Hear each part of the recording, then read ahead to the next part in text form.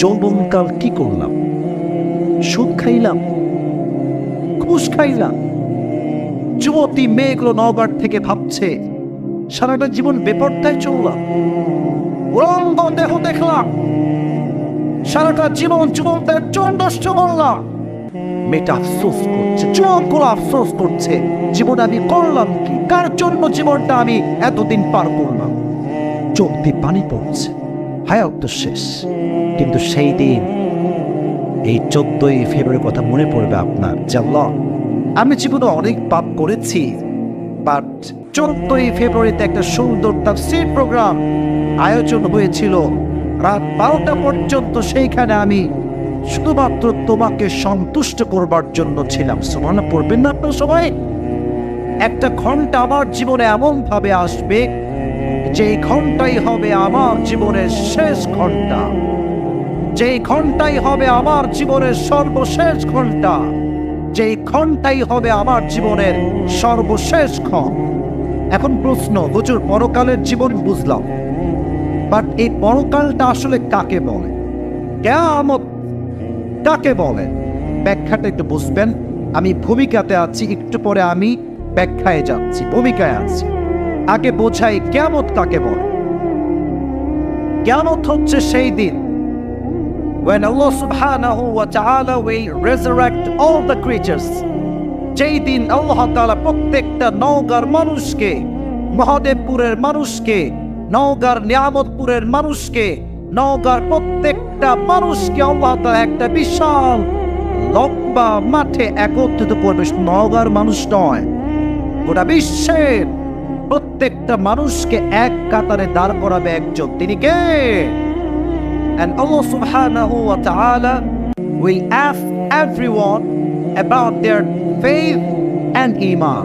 আল্লাহ প্রত্যেকটা মানুষকে তার ঈমান এবং আমল সম্পর্কে জিজ্ঞেস করবে। এটাই হচ্ছে কিয়ামতের দিবস।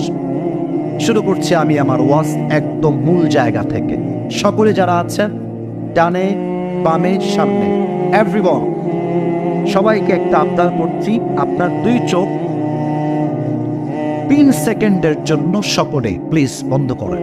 Close your eyes. চোখটা বন্ধ করেন সবাই।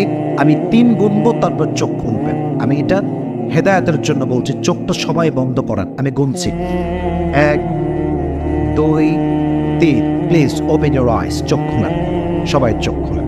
আমি যা বলছি এখান থেকে না, এখান থেকে শ্রবণ করবেন। I hope it will change your life. আমার বক্তব্য আপনার জীবন আজকে পরিবর্তন করে দিবে ইনশাআল্লাহ।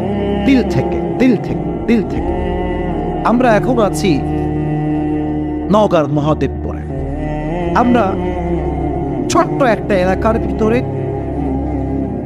কিছু যুবক, কিছু মুরব্বী, কিছু মহিলা, কিছু মেয়ে, আমরা একসাথে বসে ডানে বামে তাফসীর শুনছি। কালকে সকালে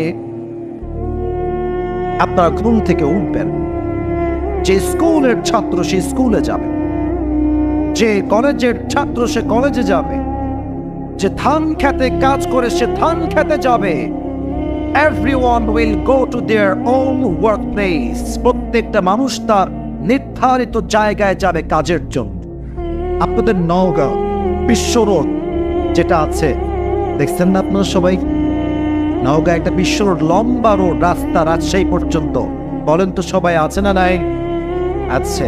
আপনি বের হয়েছেন মহাদেবপুর থেকে, আপনি যাবেন নওগাঁর যে নওহাটার মোড়, বিশাল লম্বা মোড় শহর, ওই জায়গায় যাবেন। আপনি আপনার কাজে বের হয়েছেন। একটু ফিল করে শুনবেন কথাগুলো। বের হয়েছেন, সকাল বাজে 7টা। আপনি আছেন বাইকে, অথবা আপনি আছেন সাইকেলে, অথবা আপনি আছেন অটোতে, অথবা আপনি আছেন সিএনজিতে, যাচ্ছেন নিজের কাজে। যখনই মহাদেবপুরের রোড থেকে, চিকন রোড থেকে বিশ্ব রোডে আপনি উঠবেন, আচ্ছা বিশ্ব রোডের যে গাড়িগুলো যায়, এটা কি স্লোলি যায় না স্পিডে যায়? স্পিডে যায়। মনোযোগ দিয়ে বুঝবেন। আপনার গাড়িটা নিয়ে, এটা হচ্ছে বিশ্ব রোড, এটা হচ্ছে আপনার বাসার গলি। আপনি বিশ্ব রোডে উঠেই বামে যাবেন, আপনি বামে টার্ন নেবেন। সাইকেল নিয়ে যাচ্ছেন, যখনই বামে টার্ন নিবেন বা সিএনজি নিয়ে যাচ্ছেন, বামে টার্ন নিয়ে সোজা ব্যাক, আপনার গাড়ি কিন্তু খুব স্লো, 10-এ 15-তে অথবা 20-এ আছে। আপনার কোনো ফল্টই নাই, কোনো ত্রুটি আপনার নাই। যখনই আপনি উঠেই বামে যাবেন, পেছন থেকে বিশাল বড় একটা ট্রাক, আর স্পিড হচ্ছে 110 কিংবা 120, এমন জোরে এসে আপনার বাইকে বা অটোতে ধাক্কা দিয়েছে, অটোর থেকে ছিটকে আপনি 40 থেকে 70 গজ হাত ধরে গিয়ে পড়ছেন, এমন ভাবে উড়ে গিয়েছেন। কিন্তু রাস্তার মিডলে আপনি আছেন, সোজা উল্টে গিয়ে পড়ে আপনার এই মাথার যে কপালের সাইডটা এমনি সোজা গিয়ে রাস্তার যে পিচ আছে, পিছে গিয়ে ঠাস করে তা বাড়ি লাগছে। আর একটা বাড়িতে মুরব্বী কিংবা মহিলা বা যুবকের পুরো মাথার ফিলকি ফেটে গল গল গল গল করে রক্ত বের হচ্ছে। আর নওগাঁর সব মানুষ দৌড় দিয়ে আসে, বাঁচাও একে, বিশাল বড় একটা অ্যাক্সিডেন্ট হয়ে গেছে, বাঁচাও। সবাই আপনাকে ধরে যান, you are totally and completely senseless. You haven't any sense and you don't have the strength to talk with anyone. না আছে জ্ঞান, না আছে কথা বলার কোনো শক্তি। সবাই আপনাকে ধরে খুব আর্জেন্টলি অ্যাম্বুলেন্সে নিয়েছে। After 20 hours অথবা after 24 hours, 20 থেকে 24 ঘন্টা পরে suddenly you have opened your eyes, চোখ খুলেছেন, তাকাচ্ছেন চতুর্পাশে, কোথায় আসলা? চোখটা ঝাপসা, you cannot see anything clear, স্পষ্ট দেখা যায় না, ঝাপসা। দেখছেন রুমের চতুর্পাশে যেখানে আমাকে রাখা হয়েছে, রুমের দেওয়ালটা সাদা, ওপরের যে ছাদটা আছে এটাও সাদা, গেট সাদা, বেডের যে কভার এটাও সাদা, বালিশের কভার এটাও সাদা। Everything is look like a white color, সব সাদা। নওগাঁর মহাদেবপুরের যুবক মুরব্বী মা বোন ভাবছে আমি আসলাম কোথায়। হঠাৎ করে তার চোখটা আস্তে আস্তে ক্লিয়ার দেখছে যে সামনে কি আছে। তো দেখছে রুমের একটা বড় গেট আছে, এটা হচ্ছে গ্লাস দ্বারা ঢাকা। ওখানে ছোট্ট করে লাল রঙে লেখা আছে ICU, last stage of life. আইসিইউতে মানুষকে তখন নেওয়া হয় যখন মানুষের বাঁচার আর কোনো আশঙ্কাই থাকে না। Life support, ICU, that means you have reached the last stage of your life. আপনি আপনার জীবনের সর্বশেষ মুহূর্তে চলে আসছেন। নওগাঁর মহাদেবপুরের মুরব্বী আব্বাজান চিন্তা করছে, যৌবনকাল কি করলাম? সুদ খাইলাম, ঘুষ খাইলাম। যুবতী মেয়েগুলো নওগাঁর থেকে ভাবছে সারাটা জীবন বেপরদায় চললাম, উলঙ্গ দেহ দেখলাম, সারাটা জীবন যুবকদের জীবন নষ্ট করলাম। মেয়েটা আফসোস করছে, যুবকগুলো আফসোস করছে, জীবন আমি করলাম কি, কার জন্য জীবনটা আমি এতদিন পার করলাম। চোখ দিয়ে পানি পড়ছে, হায়াত তো শেষ।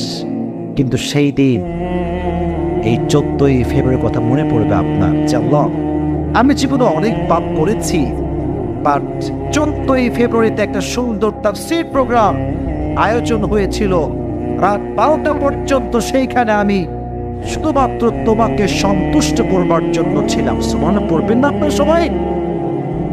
এগুলো ভাবছেন, হঠাৎ করে দেখছেন একজন যুবক সাদা ধবধবে আসমান থেকে নেমে আসছেন। নওগাঁর ভাইরা, জমিন থেকে না আসমান থেকে? আমি মন থেকে শুনতে চাই, জমিন না আসমান? আপনি ভাবছেন কিরে, মানুষ তো কখনো আসমান থেকে নামতে পারে না। হু ইজ হি? মান হুয়া? সে কে? হঠাৎ করে মনে একটা উত্তর আসছে, মৃত্যুর পূর্বে একজন ফেরেশতা প্রত্যেকটা মানুষের কাছে যাবে, ইসমুহু মালাকুল মউত, তার নাম হচ্ছে মালাকুল মউত। আপনার সামনে সে চলে আসছে। আমার ধাপগুলো বুঝবেন, আমি প্রত্যেকটা কথা ধাপে ধাপে যাব। যখন মালাকুল মউত আসবে, মালাকুল মউতের ধরন হবে দুই ধরনের ব্যক্তির জন্য। এক কথায় মৃত্যু হচ্ছে দুই প্রকার। Number one, the death of people those who perform the salah, and number two is the death of people those who do not perform the salah. এক হচ্ছে নামাজি বান্দার মরণ, আর এক হচ্ছে বেনামাজি বান্দার মরণ। নামাজি বান্দার সামনে যখন মালাকুল মউত আসবে, তার চেহারা হবে একজন সদ্য যুবকের মতো, তাগড়া যুবকের মতো। তার দেহের পোশাক হবে সাদা, গায়ের রং হবে ফর্সা। He will be look like a young boy. সাদা ধবধবে যুবকের বেশে জুব্বা পরে আপনার সামনে আসবে। তার চেহারা এতটা সুন্দর হবে, নামাজি বান্দা তাকে দেখেই একটা চেহারা দিয়ে মুচকি হাসি বের হয়ে যাবে। সুবহানাল্লাহ পড়বেন না আপনারা সবাই? হাদিসের ইবারত গুলো ভালো করে বুঝবেন। মালাকুল মউত আসছে নামাজি বান্দার সামনে, সে শুয়ে আছে। মালাকুল মউত বিনয়ের ভাষা নিয়ে বলবে, ইয়া আইয়াতুহান নাফসুল মুতমাইন্না উখরুজি ইলা মাগফিরাতিল্লাহি ওয়া রিজওয়ানি। মালাকুল মউত ডাক দিয়ে বলবে, এই নামাজি বান্দা, তোমার কোনো টেনশন নাই, তোমার কোনো চিন্তা নাই, তোমার কোনো ভাবনা নাই। আলা ইন্না আউলিয়া আল্লাহি লা খাউফুন আলাইহিম ওয়া লা হুম ইয়াহজানুন। You have nothing to be worried, tension নাই। আসো, বের হয়ে আসো। কোথায়? ইলা মাগফিরাতিল্লাহি ওয়া রিজওয়ানি, আল্লাহর জান্নাত তোমার জন্য অপেক্ষায় আছে। সুবহানাল্লাহটা জোরে পড়তে হবে, জোরে সুরে সুবহানাল্লাহ পড়বেন না আপনারা সবাই? আচ্ছা, look at my two hands, দুই হাত দেখেন। দুই হাত দিয়ে আমি এটা কি ধরেছি? জবাব দেন না, এটা আমার হাতে কি? টিস্যু। আমি জানি এটা tissue, but just for 2 minutes ভাবেন যে এটা কোনো টিস্যু নয়। এটা কি আমি বোঝাচ্ছি? নামাজি বান্দা যেই হবে, তার রূহকে কবজ করবার জন্য আল্লাহ তাআলা জান্নাত থেকে মালাকুল মউতকে দিয়ে একটা লাল রেশমি রুমালের কাপড় দুনিয়াতেই জান্নাত থেকে পাঠিয়ে দিবে। সুবহানাল্লাহ পড়বেন না আপনারা? কাফাম মিন নাফারিল জান্নাহ ওয়া হানুত মিন হানুতিল জান্নাহ। কত সুন্দর মৃত্যু হবে নামাজি বান্দার। লাল রেশমি রুমালের কাপড়ে করে তার রূহটাকে নেওয়া হবে ইল্লিয়িন তথা জান্নাতের ঠিকানা। This is the death of people those who perform the salah. এটা হচ্ছে নামাজি বান্দার মরণ। এবার বেনামাজিরা শুনবে। এখানে অনেক যুবক আসছে। আমি সো সরি, আমি যা বলি সত্য বলি, মিথ্যা আমি বলি না। এখানে অনেক যুবক আছে এরকম, যারা আজকে এশার নামাজ না পড়েই ওয়াজ শুনতে আসছে। এশার নামাজ না পড়েই ওয়াজ শুনতে আসছে। আরেকটা ছোট্ট কথা অ্যাড করি, রাগ করছেন? আমার কথা শুনি না, রাগ করছেন আপনারা? আবার এখানে অনেক যুবক এমনও আছে যারা এখান থেকে ফিরে যাবে রাতে, ফজরের নামাজটাও পড়বে। পুরো সপ্তাহে ও একদিন মসজিদে আসে জুমার দিনে। আর কেমনে আসে জানেন? লুঙ্গি বাঁধতে বাঁধতে কোনো মতে আসে। ইমাম সাহেব যখনই আল্লাহু আকবার দিয়েছে, তখনও সে হাত বাঁধে না। হাত বেঁধেছে, সানা শেষ, ফাতিহা শেষ, কিরাত শেষ, আল্লাহু আকবার দিয়ে রুকুতে যাবে, ওই সময় কোনো মতে দৌড় দিয়ে এসে নেমে গেল রুকুতে। ইমাম সাহেব সালাম ফিরাবে কি, তার আগে লুঙ্গি তুলে আবার দৌড় মারে। কথা ঠিক কিনা বলেন যুবক ভাইরা আমার? এরকম অনেক এখানে আছেন। একটু ওয়াজগুলো আজকে মনোযোগ দিয়ে শুনবেন। যদি আপনি এরকম মানুষ হন, আপনার মৃত্যু কেমন হবে? আপনার সামনে যখন মালাকুল মউত দাঁড়াবে, তার দেহের রং হবে নীল, পোশাক হবে কালো, তার পা থাকবে জমিনে হেই তথা মাথা থাকবে আকাশ বরাবর, বিশাল লম্বা দেহ। এত ভয়ঙ্কর চেহারা দেখে মুরব্বী যুবক দেহে একটা কম্পন তৈরি হয়ে যাবে। তার রুহটা একবার টানে, একবার বামে আর একবার পেছনে বারবার পালাতে চায়। মালাকুল মউত বলবে, স্টপ, থেমে যা, যাবি কোথায় তুই আজকে? ইয়া আইয়াতুহান নাফসুল খাবিথা উখরুজি ইলা মাগফিরাতিল্লাহ, বের হয়ে আয়, আল্লাহর কদমের দিকে বের হয়ে আয়। তবুও তার রূহটা বের হয়। ডানে বামে পেছনে বারবার পালাতে চাইবে। আমার বাম হাত দেখেন, মালাকুল মউত তার বাম হাত দিয়ে বেনামাজি যুবক, বেনামাজি মুরব্বী, বেনামাজি মহিলা তার রুহের দিকে এমন জোরে একটা থাবা, তার রুহকে এমনে ধরে টেনে হিচড়ে বের করবে।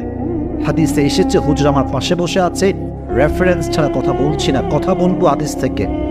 হাদিসে আসছে, বেনামাজির রুহু যখন কবজ করা হবে, একটা জীবিত ছাগলকে সামেহ না করে তার চামড়া কেউ যদি টেনে হিচড়ে ছিঁড়ে ফেলে চাকু দিয়ে, ব্লেড দিয়ে, ওই ছাগলটার যেই পরিমাণ কষ্ট হয় তার চাইতে কমসে কম 70 গুণ বেশি কষ্ট দিয়ে বেনামাজি যুবক, মুরব্বী, মহিলার রুহটাকে কবজ করা হবে। বলেন না, 70 গুণ বেশি কষ্ট। বলেন তো, যারা বেনামাজি আছে এখানে সবাই বলেন, নামাজি বেনামাজি সবাই বলেন, আমরা কি কষ্ট কখনোই মৃত্যুর ব্যাপারে সহ্য করতে পারবো? বুঝি নাই, পারবো পারবো পারবো পারবো।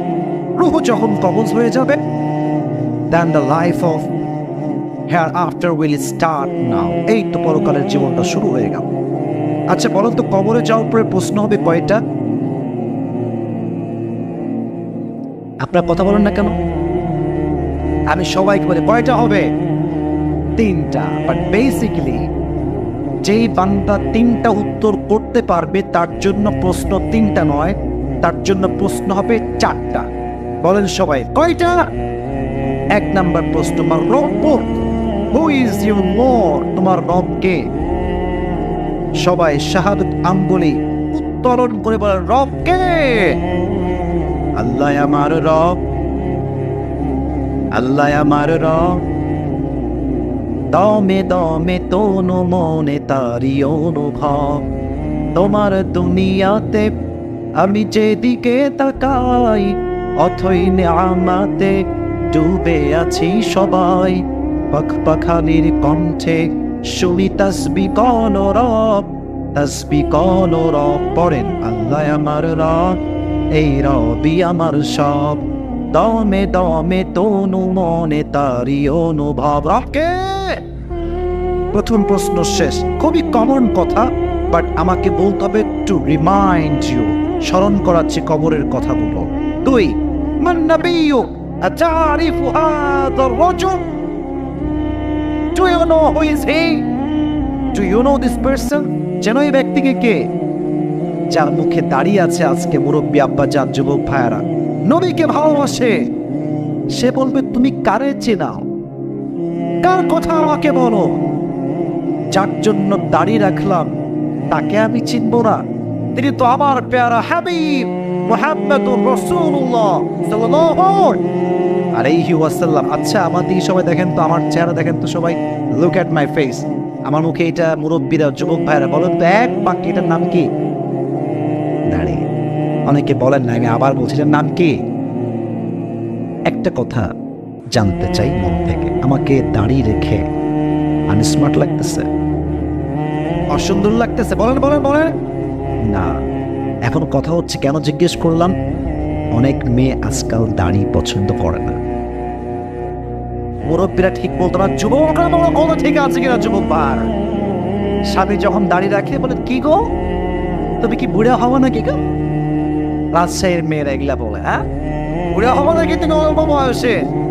মাথায় রাখবেন যে দাড়ি রাখে যে শুধুমাত্র পুরুষ নয়, সে শিখ পুরুষ, সে কেন বলো যুবক বায়ারা? আর একটা প্রশ্ন, আমার নবীর মুখে দাড়ি ছিল কি ছিল না?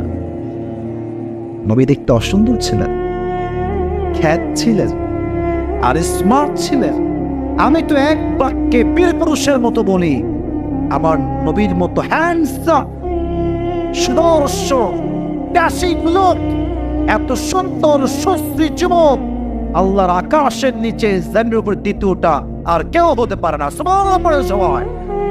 যাদের চেয়ে সুন্দর তুমি, নবী আমার কমলিওয়ালা, দো জাহানের বাদশাহ তুমি, প্যারা নবী সাল্লাল্লাহু আলাইহি, দো জাহানের বাদশাহ তুমি, প্যারা নবী সাল্লাল্লাহু আলাইহি। যাদের চেয়ে সুন্দর তুমি, নবী আমার কমলিওয়ালা। সুবহানাল্লাহ পড়বেন না আপনারা সবাই? সবচেয়ে স্মার্ট পুরুষ। তবে হ্যাঁ, এই কথা মুরব্বীদের জন্য নয়, আই এম সো সরি, এটা শুধুমাত্র যুবকদের জন্য। জাস্ট মাঝখানে একটু গ্যাপ নিলাম। যারা যুবকরা আছো ডানে বামে মাঝখানে, এই কথা বলবো, মনোযোগ দিয়ে শুনবা। যদি ঠিক হয় ঠিক বলবা, না হয় চুপ থাকবা। I don't have any kind of objection about it, কোনো আপত্তি আমার নাই। যদি তুমি দাড়ি রেখে দাও, আর দাড়ি রাখার জন্য, মুরব্বীরাও শুনবে, দাড়ি রাখার জন্য যদি আপনার ছেলেকে কোনো মেয়ে বলে যে পছন্দ হচ্ছে না, কেন কেন মা, কি হয়েছে, আমার ছেলের দোষটা কোথায়? বলবে যে আঙ্কেল, আপনার ছেলে তো দাড়ি দেখেছে, দাড়ি আমার পছন্দ না। তো তুমি যে যুবক আছো, যুবকরা প্লিজ পে ইউর অ্যাটেনশন, মনোযোগ চাই। যদি কোনো মেয়ে, if any girl reject you just for only reason, and that is you have bared, and that is the sunnah of last messenger Muhammad sallallahu alaihi wasallam. যদি কোনো মেয়ে তোমাকে দাড়ির জন্য রিজেক্ট করে দেয়, ওকে বলবা তুই আমাকে কি রিজেক্ট করবি, তুই তো নিজেই আমার যোগ্যতা রাখিস না। ঠিক না বলো যুবক ভাই? তোর মতো মেয়েকে গোনার টাইম আমার কাছে নাই। দ্বিতীয় কথা, ভদ্রতার সাথে বলবা আমি তো খেপে যাচ্ছি, তোমরা এভাবে খেপে যাইও না। উইথ ডিউ রেসপেক্ট, সম্মানের সাথে বলবা আচ্ছা আপু, এটা যুবকরা বুঝবে, এটা মুরব্বীরা বুঝবেন না, যুবকরা বুঝবে। আচ্ছা আপু, যেহেতু আপনার দাড়িওয়ালা পছন্দ না, তো আমার মনে হয় আপনার জন্য বাংলাদেশ হবে না, বিটিএস থেকে হিজরা নিয়ে এসে আপনাকে সোজা বিয়ে দিয়ে দেওয়া লাগে। কারণ যেই মেয়ে নবীর সুন্নাহকে পছন্দ করে না, সে প্রকৃতপক্ষে মুসলিম ঘরের মেয়ে হতে পারে না। ঠিক কিনা বলো? পরকালের জীবনে যাওয়ার পরে কবরের সেকেন্ড কোয়েশ্চেন, নবী আমাকে উত্তর দিতে চাইলে নবীর সুন্নতের পাগল হওয়া লাগবে। 3 নাম্বার প্রশ্ন, মা Dinu, what is the name of your religion? ধর্মের নাম কি বলেন তো আমাদের সবাই? গর্বের সাথে বলতে পারলে না, ধর্মের নাম আমাদের সবার কি? 3টা উত্তর শেষ। ফেরেশতা বলতে কি রে, আটকায় না, ব্যাপার সবাই নকল করছে নাকি? এতগুলো উত্তর কেমনে দিল? এবার আসছে 4 নাম্বার প্রশ্ন। ফেরেশতা বলবে, how do you know that your Lord is Allah subhanahu wa ta'ala, your prophet is last messenger Muhammad sallallahu alaihi wasallam, your religion is Islam? How do you know that, man?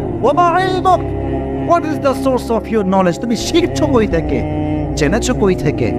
সে বলবে আমার source, জ্ঞানের উৎসের জায়গা হচ্ছে একটা কিতাব, কিতাবটার নাম, আরো জোরে, কিতাবটার নাম কি?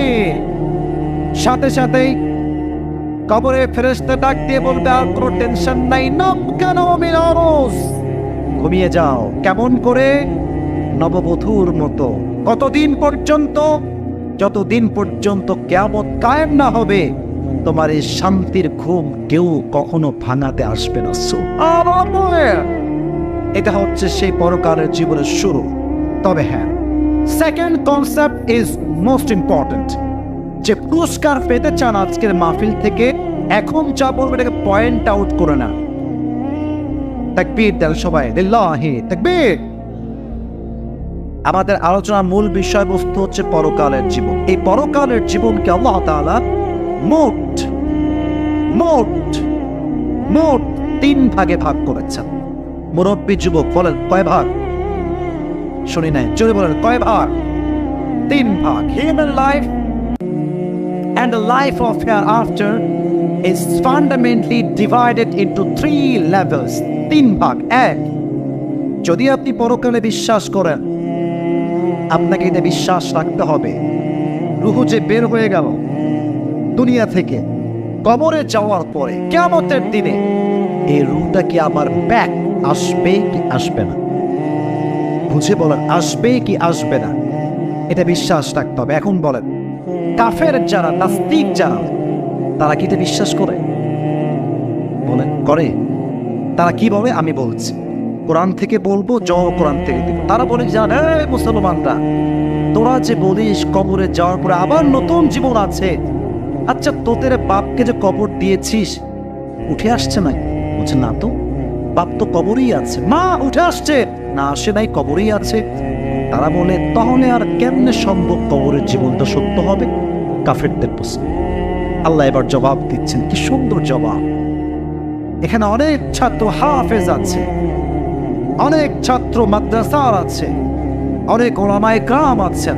আল্লাহ তাআলা বলছেন কুলিল্লাহু ইউহয়িকুম সুম্মা ইউমীতুকুম সুম্মা ইয়াজমাউকুম ইলা ইয়াউমিল কিয়ামাহ। ও নবী আপনি বলেন, যে আল্লাহ জীবন দিয়েছেন সেই আল্লাহ আবার মরণ দিয়েছেন। তো যে আল্লাহ জীবন দিয়েছেন সেই আল্লাহ যদি মরণ দেয়, সেই আল্লাহ আবার কিয়ামতের দিবসে ওই রূহটাকে আবার ফেরত দিতে পারে কি পারে না? লজিক দেখেছেন? আমি তো জীবন দিলাম তোরে, আবার আমি নিলাম, তুই কেমনে বলিস আমি আবার ব্যাগ দিতে পারবো না? আচ্ছা, ঢাকার নাম শুনছেন না? আমাদের দেশের রাজধানীর নাম কি? Capital city of Bangladesh, Dhaka. ঢাকার গাজীপুর নামে একটা জেলা আছে, নাম জানেন আপনারা সবাই? দেখবেন ঢাকাতে ঢুকতে গেলে এপার দিয়ে সাভার পড়ে, গাজীপুরও পড়ে, এটা সবাই আপনার চেনেন। গাজীপুরে বিশাল বড় বড় ফ্যাক্টরি আছে, অনেক বড় বড় ফ্যাক্টরি, অনেক বড় বড় কোম্পানি। আচ্ছা বলেন তো, যেই মালিক ফ্যাক্টরি কয়েক কোটি টাকা বেতন দেয়, সে কি চাইলে একজন গরিবকে 1 লাখ টাকা দান করতে পারে না? আমার কথার লজিকটাকে বুঝেন, পারে কি পারে না? এখন কেউ যদি বলে মালিক সাহেব খবরদার, আপনার সাহসই নাই মিয়া, আপনার কাছে 1 লাখ টাকাই তো নাই মিয়া। মালিক কি বলবে, কি রে পাগলা কোষ কি, আমি বেতন দেই কয়েক কোটি টাকা, আমি 1 লাখ দিতে পারবো না? আল্লাহ বলছেন তুই কি কইলি এটা, আমি জীবন দিতে পারবো না মানে? তুই তো ছিলিস সামান্য একটা শুক্রাণু, নাপাক পানি।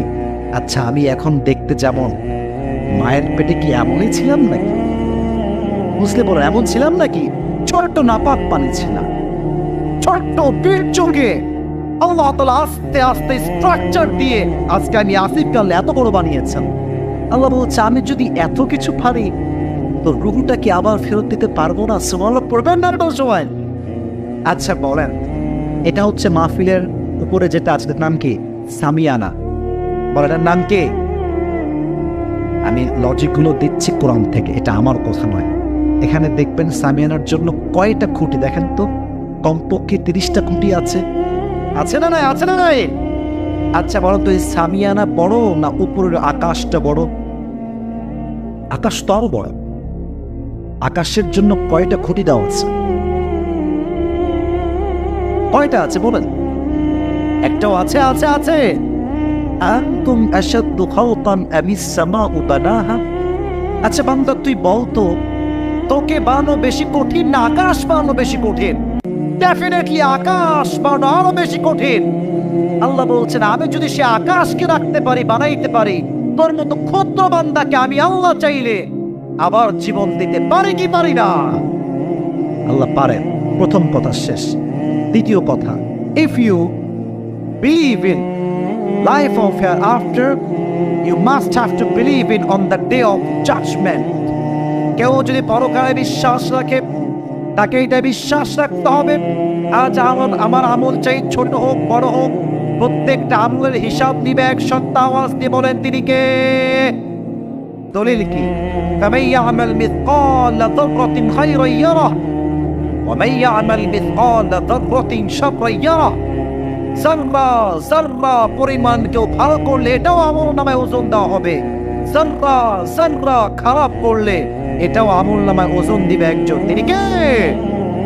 এবার ঠান্ডা মাথায় বলেন, জান্নাতে যাওয়ার জন্য হিসাব দিবসে 100 আমলে বুঝে থাকলে বলবেন, নয় চুপ থাকেন, ভুল ভালো উত্তর দিবেন না। 100 নম্বরে কয় নম্বর লাগবে কে বলতে পারে? এখানে কে বলেছে? আগে হাত তুলেন দেখি। মাশাআল্লাহ, হাত নামাও। Right answer 50। এই যে হুজুর আছে, ভুল ভাল বলার কোনো সুযোগ নাই। 51 হুজুর রাখবেন। ওলামা ইকরাম রাখলে কথা কি অথেন্টিক কিনা